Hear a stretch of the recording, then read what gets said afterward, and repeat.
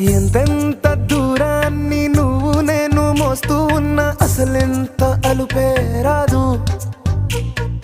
ఎన్నెన్ని తీరాలు నీకు నాకు మధ్యన ఉన్నా కాస్తైనా అట్టే కాదు. నీతో ఉంటే తెలియదు సమయం, నువ్వు లేకుంటే ఎంత న్యాయం. గడియారంలో సెకనుల ముల్లే కంటకి కదిలిందే. నీతో